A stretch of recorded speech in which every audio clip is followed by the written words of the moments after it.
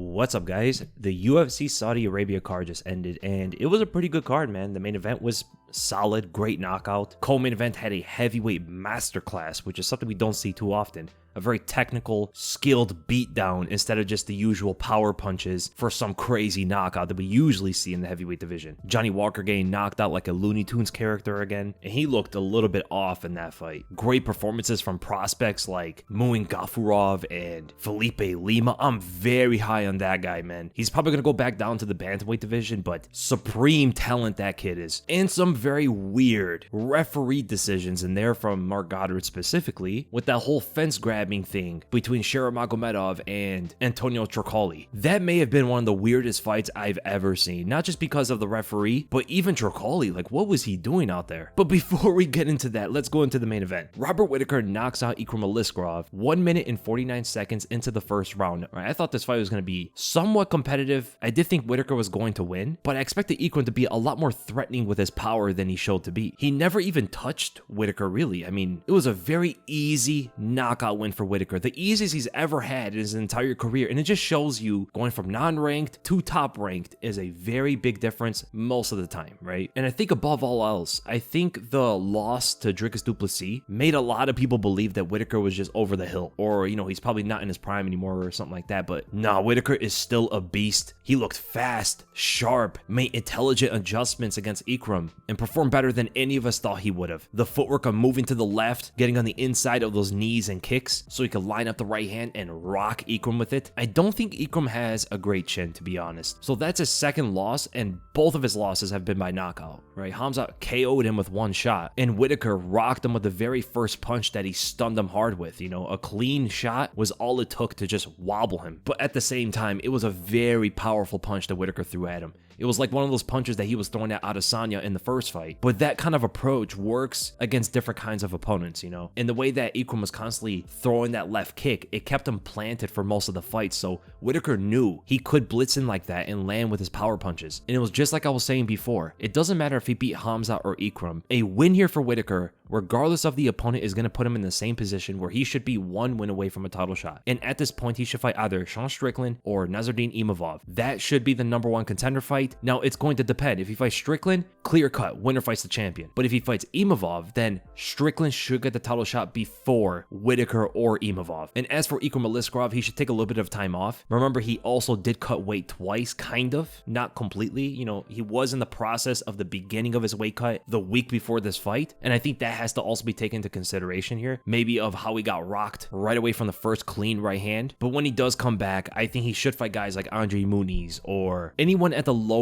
end of the top 15 or outside of the rankings. And then let's go to the co-main event. This was a shocker. Alexander Volkov beats Sergei Pavlovich by a decision. That alone is a shocker by itself. The fact that these two guys went to a decision against each other and they did not pull their punches on each other at all, right? It didn't turn into like a sparring match between friends. Both these guys were looking to win, either to knock the other out or put on a masterclass of a performance, and that's what Volkov did. He shut Sergei Pavlovich down. An amazing performance, and now has inserted himself into the elites of the heavyweight division, right? Pavlovich got schooled for 3 rounds, and then the funny thing was Volkov wanted to shake hands with him, right? They're still supposed to be like former friends at least, or acquaintances, and then Pavlovich shoves him off in anger. Like, what was all that about? Pavlovich's stock plummeted after this whole fight. Not only has his aura disappeared, but the way he handled the loss, I understand emotions are high for a fighter losing in a fight like that, but I've never seen Pavlovich react like that before. You know, he seems like a very nice guy, and maybe he had something against Volkov. Very distasteful from Sergei Pavlovich, man. And Volkov did mention how sparring with Pavlovich helped him in the fight as well, right? He said that the fight went exactly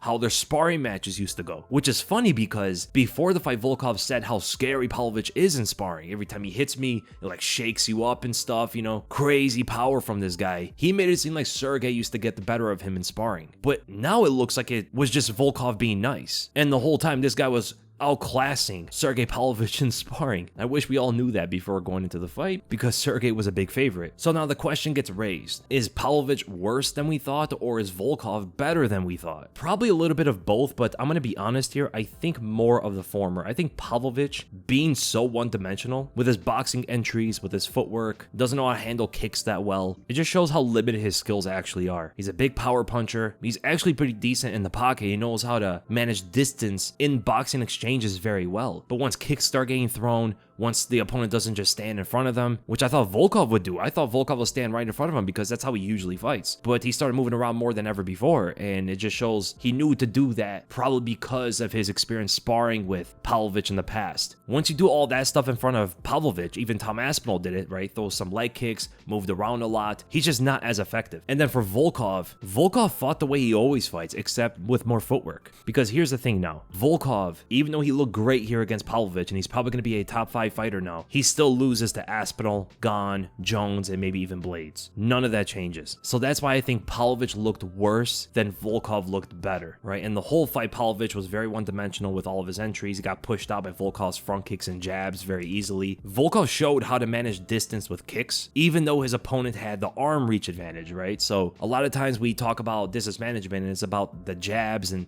what they could do with their boxing, but not necessarily as much with their kicks. John Jones is one of the examples of a guy who can manage distance with kicks. Volkov is another example of that, and it's awesome to see another heavyweight be as technical as guys like Volkov, Aspinall, and Gane are. And that's where Volkov belongs now. You know, he should be fighting maybe, well, who does he fight, honestly? Because he lost to Cyril Gane. You can't do that fight again. Maybe he gets the loser of Blades and Aspinall. That seems to be the only other fight that makes sense, unless you give him Jalton Almeida. And as for Sergei Pavlovich, you can give him probably Marcin Tybura or Sergei Spivak, right? Let him fight someone lower in the top 10 before going up against top 5 guys again. And then we go to Kelvin Gastelum defeating Daniel Rodriguez by a decision. Something about this fight just doesn't seem right, man. It's the whole thing with the weight. Now, I thought Gastelum was going to win regardless, but him not wanting to cut down to 170 pounds and strategically wanting to move the fight up to a catch weight for sure impacted the fight. Gastelum was clearly stronger. He didn't gas out, showing that he was still in shape at a heavier weight, which is very strange, and easily ate everything Rodriguez threw at him, which is not surprising. I mean, Kelvin's always had a rock hard chin. Most fighters would have gotten knocked down or rocked by those punches, but Gastelum, he's a human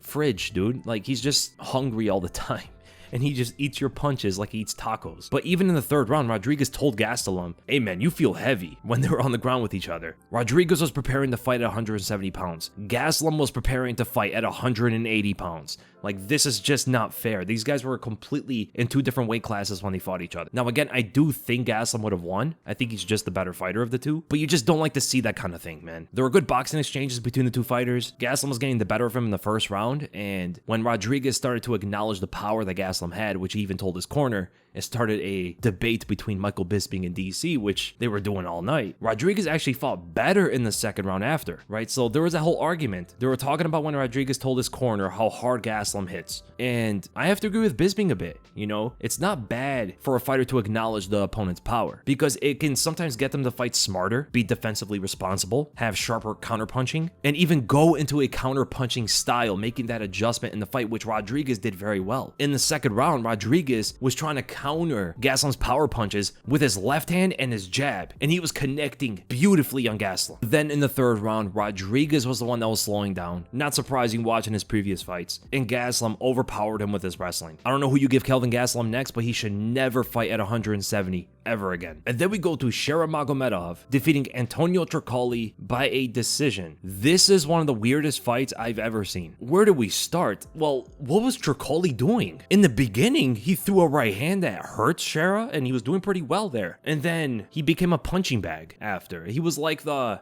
SpongeBob meme. Antonio Trocoli, he was just standing there menacingly. It did nothing. Bro just showed up to take a beating and leave. And Shara wasn't even fighting him that intelligently. This guy was throwing high kicks at a 6'5" opponent, and none of it was landing. He threw good leg kicks and a few good side kicks to the body, but the high kicks, when the guy is like 6'5", man, there's no need in throwing hook kicks and round kicks to the head like that, especially without setting them up first, you know? Like Kelvin Gastelum caught Israel Adesanya with a head kick. It's because of the way he set it up, and it came out of nowhere. Nobody expected Kelvin to throw high kicks at Adesanya, or really at anybody, for that matter. Shara throws head kicks at everybody, so like Trocoli knew that's what Shara Magomedov does. And Trocoli just stopped throwing hands, dude. He just stopped fighting and started just hugging him. Getting knocked out against the fence looked somewhat similar to Johnny Walker. Like him and Walker, what happened to these two two guys. They're both huge Brazilians and just their brains melted mid-fight. And it's really making the Brazilian fighters look like they don't have much of a chin. When you look at Trocoli, you look at Walker, you look at Oliveira, you look at, a lot of these guys, and it's just like, yo, what's going on here? What happened to the Shoguns and the Vanderleys and these other guys that could take a big shot? Did the USADA era really make that much of an impact? And then we talk about the fence grabs. So Trocoli grabbed the fence, which really didn't impact the fight that badly, right? At least not as bad as when Shara Magomedov grabbed the fence. But when Trocoli did it, Mark Goddard took away his position, right? I think he did it twice, but they weren't like crazy, it didn't give him that much of an advantage when he did it. But then when Shara Magomedov grabbed the fence and clearly stopped the takedown from succeeding for Trocoli, Mark Goddard did nothing. Bro must have had money on Shara Magomedov or something. No, I'm just kidding. I don't think refs can do that, right? What a strange fight. And honestly, it didn't make Shara Magomedov look that good, because when you're fighting a punching bag and it takes you that long to find your punches on him, and honestly, Trocoli had no defense at all. This guy was not moving his head. This guy was not moving his feet. And Shara decided to not throw punches until toward the knockout sequence. Like the entire fight, this guy was throwing kicks mostly. He threw one straight that connected clean and then stopped throwing punches for such a long time, which did not make any sense. But for their next opponents, Trocoli should be fighting in the PFL, and Shara Magomedov could fight Chris Curtis or something, right? Him beating Bruno Silva is pretty close to the top 15, and now he beat Trocoli. And he was supposed to fight two other guys before this, or was it one other guy? I forgot. Trocoli was a short notice replacement, right? Because Trocoli was supposed to fight Ikram Aliskerov, and we know 100% that Ikram would have knocked this guy out very quickly. But yeah, I would like to see Shara maybe fight Chris Curtis. And then we go to Volkan Oezdemir knocking out Johnny Walker in the very first round. He just walked Walker down and threw hands and KO'd him.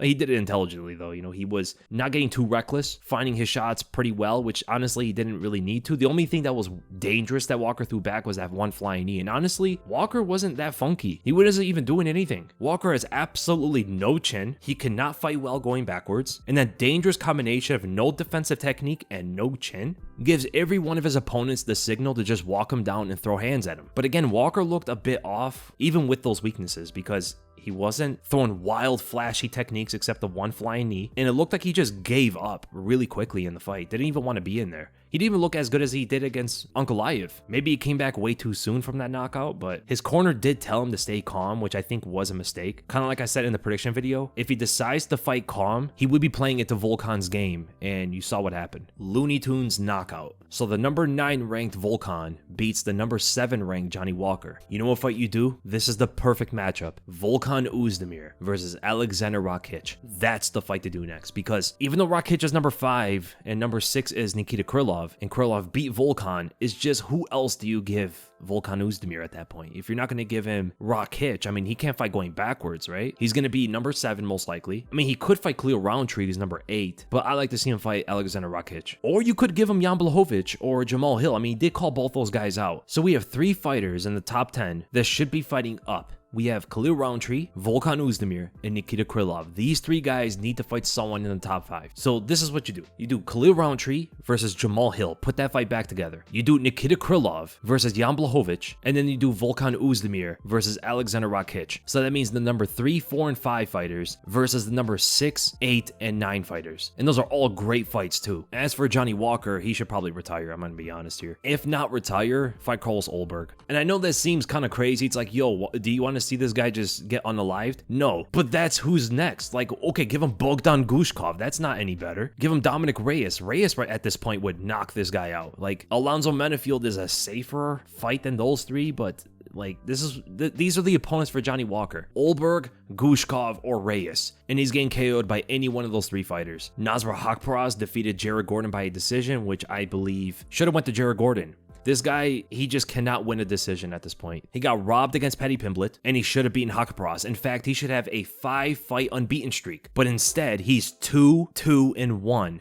in his last 5 fights, when he should not even have a loss in his last 5. But Haqparast shows some fast hands, landing left straights and uppercuts as Gordon was constantly ducking from the overhands and hooks. So that was a good adjustment from Haqparast there, but Gordon just has an insane chin, man. He ate these shots and just put the pressure on Haqparast in the second round, showing heart and determination. And it's so tiring and discouraging to punch a guy so much like that, and he just walks through all your punches, man. And in the third round, Gordon was pressuring well with his southpaw jab, landing precise punches as Haqparast was moving his head. It was a good performance from both fighters. I think Jared Gordon should have won the fight. And the funny thing is, if he beat Haqparast on those scorecards and he won the fight against Paddy Pimblett, this guy would probably be in the top 15 right now, or fighting someone in the top 15. And we know the whole thing with the no contest against Bobby Green too. Like, Jared Gordon is performing the best he's ever done in his entire career, but he keeps getting messed over on the scorecards. Then what about Felipe Lima, man? Defeating Muhammad Naimov by a third round submission. That was very impressive. Lima looked great. He looked fast,